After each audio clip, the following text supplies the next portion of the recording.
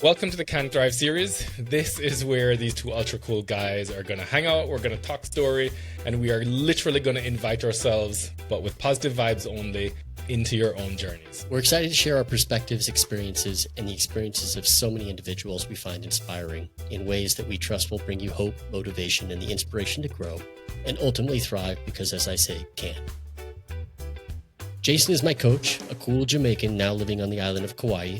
He has launched a coaching platform that blends a scientific approach, drawing from his PhD and background as a former biomedical researcher and medical communications consultant. Jason's now a highly regarded fitness specialist and coach. He focuses on tapping into his clients' sense of strength as they physically and mentally transform and thrive. Yeah, it's true. I am Andy's coach. This guy is an entrepreneur. He's the founder of a local Kauai apparel brand known as CAN-THR1VE, which is really rooted in the principles of positive psychology.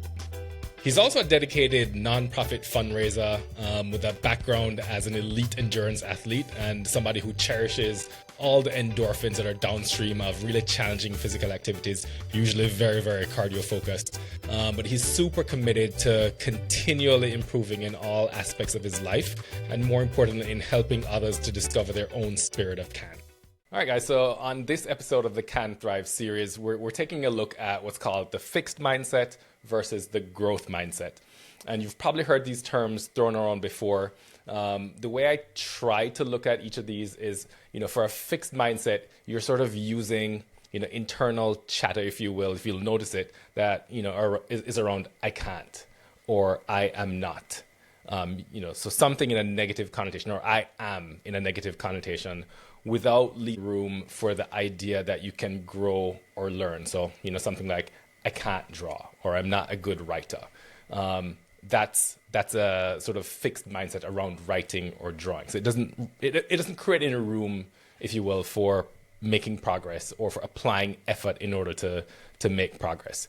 Andy, what do you think about how you define fixed mindset versus a growth mindset? And I've only just touched on the fixed, and we can hop into the growth first if you like, or you can just take it in terms of how you see a fixed mindset. Yeah, I mean, I see it as a daily battle, really. And and obviously, I've got a coach like you, so we've worked through those concepts a lot. Mm-hmm. And I think one aspect that I've learned from you is a want, right. Concept of want. Mm-hmm. So irregardless of what the task is or the thing that you're trying to accomplish or the new podcast you're trying to launch with your coach, you literally I don't know anything about that. Yeah. I mean, you literally have to bring a youthful thought process to it, in which you really just not too worried about what's going to happen. And it's really hard to do, right? You wake up each day filled with the can't, as I would say, and a lot of that becomes a fixed mindset. And I fight through it all the time where I'm just thinking about, trying to push the can't out and all the reasons why it's not possible I'll be able to do something or accomplish a task. Mm-hmm. And a lot of that for me is momentum. If I just get moving, you talked about the endurance athlete stuff I love about my background, and a lot of that, I need some endorphins or something just to get me moving in the right direction. So I would say it's super common for everyone to be dealing with it. It's just whether or not they understand the concept of it as fixed or growth, which I do think it can be that simple once you start trending in one way or the other. So it's a matter of finding the tools, and you might share some of that. How do you find your way out of that? The fixed mindset and maybe share some of the stuff we worked on is fine with me. So I mean, all really good points. The one thing that you said that I want to just re-emphasize is starting a day or trying to inhabit sort of the beginner mindset, I'm a toddler mindset. Because if you look at a toddler, someone who's new to something, like they enter a world where they don't know how to master what is around them or the task at hand. But it's almost like they don't even see that. They just see the possibility of what they could potentially do. And so it's all about forgetting the current state of ability or historical ability and like really focusing on what could be the potential of the future. And that's the switching over into the growth mindset. For you, it's the can't and the can. But I think before people can even step into understanding that growth mindset, it's like, well, how does a fixed mindset even show up? Because we're all a mix of, a fixed mindset pattern about some things and a growth mindset pattern about other things. And usually it's like, well, I'm good at this thing. So you flip into that growth mindset. You're good and you want to get better. And we tend to be a little bit more stuck in the things that we're not necessarily good at or haven't done much of previously.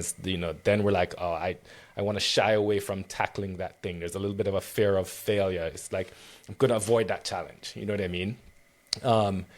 And once you're able to see those situations and see when you switch into that sort of a fixed, fearful mindset of labeling yourself or your ability without looking at, well, what can I learn? How can I do this better? What creative ways can I approach the situation or challenge or problem that I find myself in?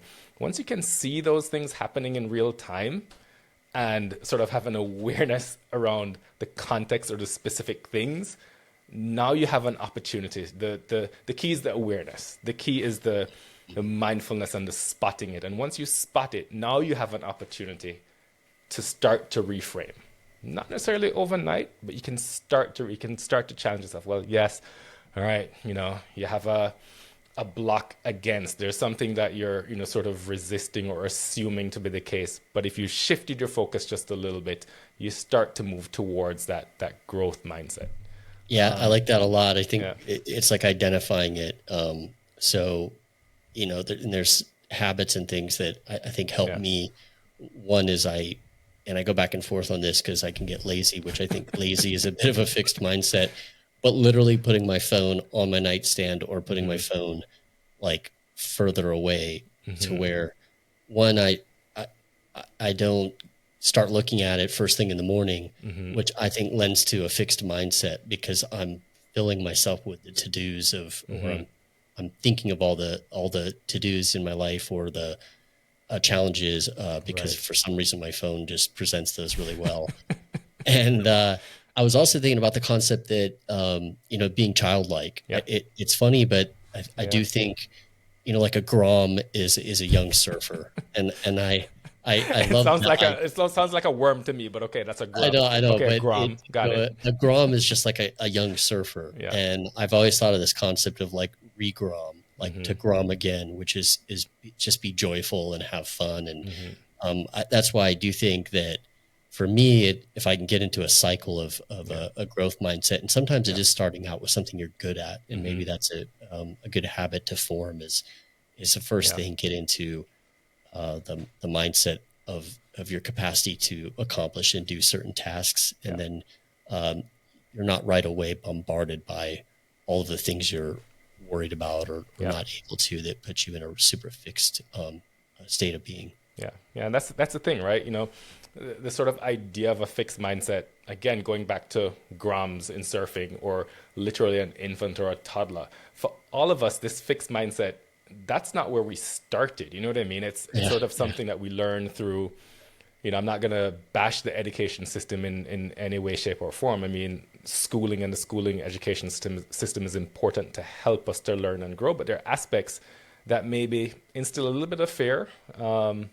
There's a need for some standardized testing, and you start to, over the years, sort of accumulate ideas about who you are and what your abilities are, which aren't real. You know what I mean? You can literally be good at anything you choose to be good at in a way that's meaningful for you. But the reality is that's not most people's life experience. And so we come to a point in life where we're just all a mix of, we're sort of fixed over here when it comes to this task or ability, but we're way more growth oriented over here. And it's one of those things that can show up a lot in the lives of people who are, I'm going to say, high achievers or people that are very driven to accomplish a lot of things. Because to do that requires things like risk taking. To do that requires, sort of putting yourself out there in front of others and being okay with the idea of someone criticizing or judging The idea that if you have a setback, that can be sort of damaging to your self-worth, that sort of thing.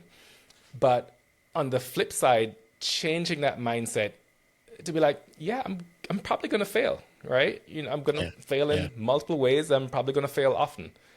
But the difference is taking away from that quote unquote failure, just something that you realized, an insight, a nugget, something you learned. So you can treat it like, well, okay, didn't do the thing didn't turn out the way I wanted, but I learned something. The next time I can, come back stronger, if you will. I like that a lot. I was actually, you got me thinking about education a lot with one of our a phenomenal CAN ambassador, Jenna Caitlin, who is at Wahiawa Middle School on Oahu. And she literally found us because she started this thing called the I can't jar.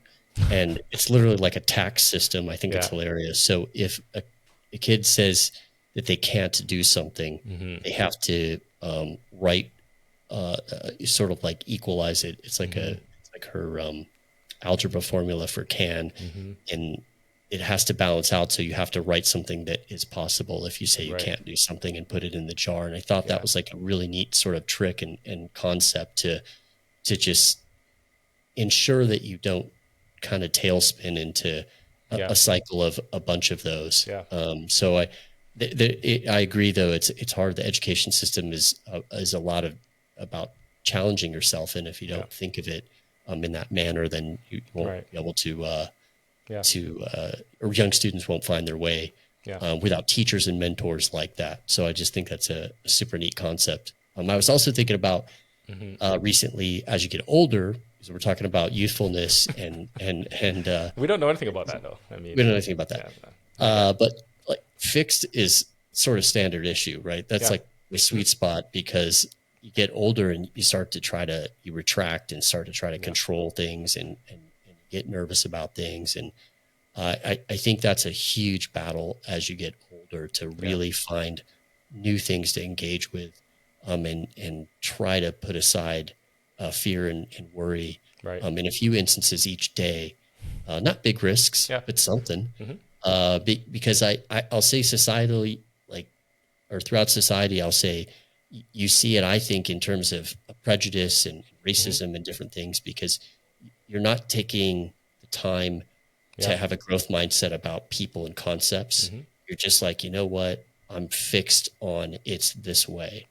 It's always been this way, and therefore it shall always be.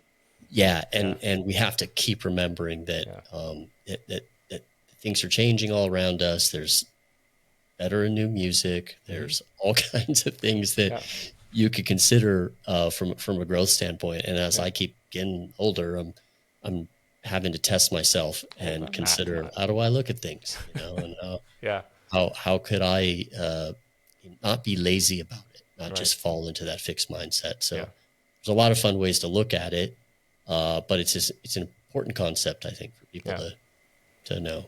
I mean, the story you shared, and I've already forgotten her name. I think you mentioned Jenna. It's an interesting experiment. Not only in my mind, from my perspective, it sounds like what's likely to happen is the kids will now have a greater awareness of when they hear themselves in their minds saying, I can't.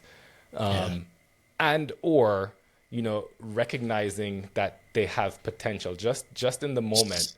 So awesome. I love that concept. Balancing it with, what am I good at? What can I do? What is a positive possibility? And I think that's missing not only in the educational system, it's probably missing across the board, right? It really is. I that's what I loved about it so much, is it was like, wait a minute. Maybe in the moment that's not possible, but that's not going to be your mindset going forward. Because I do think kids do end up in that protective state and fixed state, and then they don't realize there's a bunch of things they're really great at, and they contribute in the classroom and with their peers. And so I do think that's and then they're bombarded, obviously, from social media and other things that show them what others are doing. I'll take it even further back than that. I mean, just, from personal experience, the educational system, for example, in Jamaica, when I grew up in Jamaica, which was very recently, don't worry, You know, everything was geared toward academic achievement, which Yeah. in its own right is a valid and, you know, it's a good target, right? But when you think about, well, what are the implications of a single-minded focus on academic achievement? Number one, it's like I need to attain a certain number, right? A Mhm. certain number on these specific Mhm. courses or subjects. Yeah. So that excludes those who aren't interested or necessarily gravitate naturally towards some of those things to start to internalize that fixed mindset around their own intelligence, which truly is not a fixed quantity, right? And then expand that over the course of many years, and people can end up in life situations, like long-term situations, where they're not feeling fulfilled, they're not feeling appropriately challenged, they're not feeling like more is possible for them based on sort of the box they have been placed in, and then Pattern that they're in. willfully put themselves in beyond that point, to really expand and explore, well, what am I interested in for the sake of being interested in it and not necessarily for anything else. And I think we do ourselves a disservice when our singular focus is on a measure of anything rather than embrace an experience for what it can teach you and what you can get out of it, sort of as a person, engage and grow, and use that experience to sort of fuel your interest further in that area, or to create the courage to explore other areas that may be considered you didn't know much about or didn't think you were good at. And then that sort of feeds itself forward in ways now where you're able to excel in, you know, multiple different areas and sort of grow as a whole person rather than just growing, you know, one aspect of who you are. Yeah, I like the want concept that you talk about so much too. I think it's a great place to start, because if you don't even want to do something, then you're going to be fixed on that it's not successful and you're not good at it, and why should you even care? Yeah. But I think as soon as you take a step towards that want, even if it's in proximity to the thing that needs to get done, or the challenge or the new hobby, whatever it is, you can quickly, and I have to do that daily. I realize that I think we all do. Brain just operates that way, and I think most people do. There's some outliers that just wake up stoked and ready for anything, but I mean, I think that's only partially true. I think it's true in terms of what we see. I think it's not true because we can never be in someone else's mind or see the full picture of their experience, you know? Yeah. But you're exactly right. And when I think about, you know, early on, you asked, well, how do you sort of step into that zone of a growth mindset? I mean, the first thing is you said, well, we experience a fixed mindset in different areas every single day, probably multiple times a day. So the first step is that awareness. Yeah. When am I likely to adopt a fixed mindset? When am I likely to be fearful, defensive, shy, if you will? When am I trying to avoid something? And then understand that circumstance and see it as an opportunity to sort of flip the script 180. Let's try to reframe it. Yeah. And then think. It's all identifying, it sounds like. It's identifying and then like the key. Taking on the challenge. Yeah. Yeah. I mean, that's step 2. Yeah. Take on the challenge, see what you can do with it creatively, right? Yeah. There's not one way to skin a cat. No, and I think that's the one thing. I'll say, not just giving you lots of credits here, but I'll take them. The help is just the concept of just identifying that as quickly as possible. Because even if you slow your brain down and understand, okay, I'm in this formula now of fixed versus growth, and I'm being more fixed. And just looking at, well, why am I looking at this issue this way? Yeah.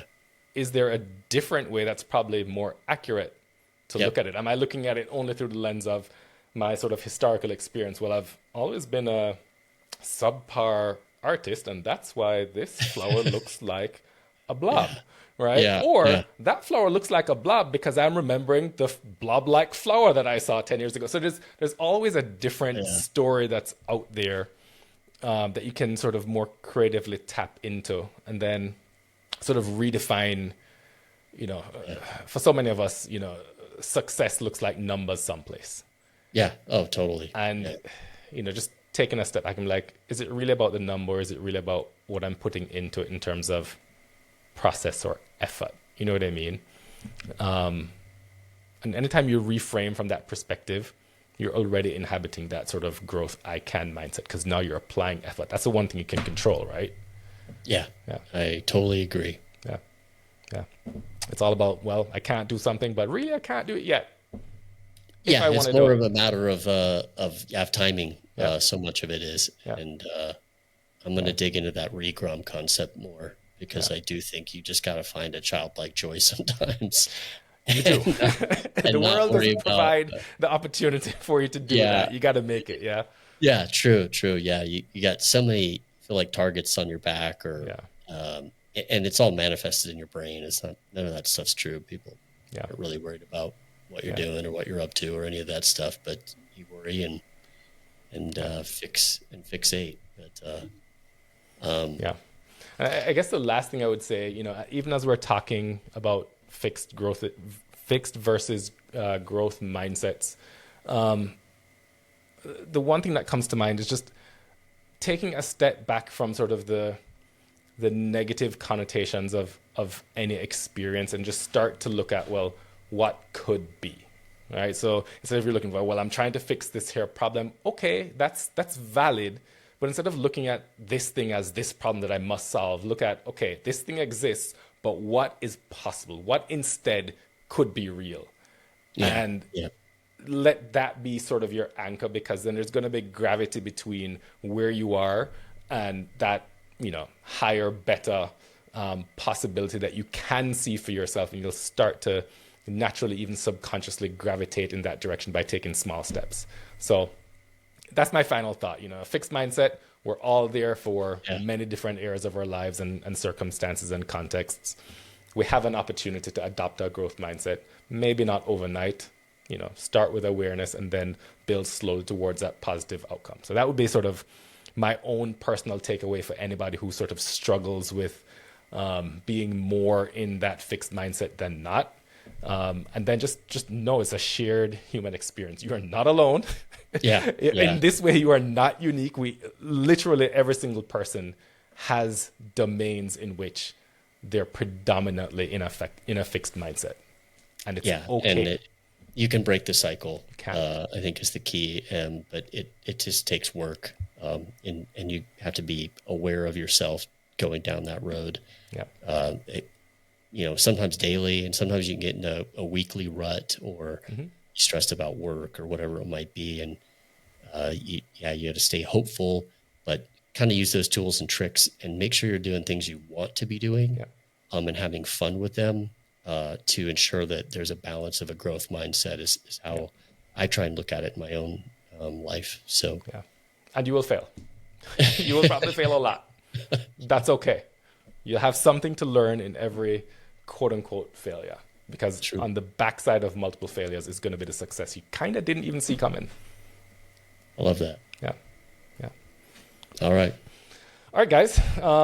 Hopefully that was a fun walk down the path of a fixed versus a growth mindset. If there are any specific topics you'd like to see us cover in the CAN-THR1VE series, then definitely reach out to Andy or myself with those ideas. Would love to tackle those and sort of help you grow as we're on the path to growth for ourselves. Thanks, Coach. All right, guys, if our conversation has been meaningful to you in any way today, then please would like to encourage you to support us through, number one, subscribing to the Defeating CAN podcast, which Andy regularly hosts. Of course, following the Spirit of CAN on Instagram, and definitely go ahead and pick up a piece of CAN merch from any of the retail outlets like Deja Vu Surf here on Kauai, or head online to thespiritofcan.com. We'll keep those links here below. And be sure to follow Jason on LinkedIn and Instagram accounts, and reach out to him by DM with any fitness, lifestyle, or well-being and performance-related questions you have. He'd love to learn more about you, as he has with me, and support your continued growth and well-being through coaching. All right, guys, super important to keep in mind the context of all our conversations here in this series. And I am a certified health and well-being coach. I'm a personal trainer. I'm a fitness nutrition specialist. But at the end of the day, I am not a physician. I am not a therapist. I'm not a registered dietitian. So it's really important to keep that in mind and consult with your preferred healthcare provider, whether that be a medical doctor or a therapist, to ensure that your particular needs are being met specifically by a trained professional. And just as Jason mentioned, the discussions and concepts discussed in this podcast are for informational purposes only. If the can't in your mind ever becomes too much, we encourage you to consult with a professional. As I've always said, can't ask for help. Remember this sticker? You've probably seen it in an order or out in the world. We've given away thousands of these, as it's so important that we want you to reach out when you need it.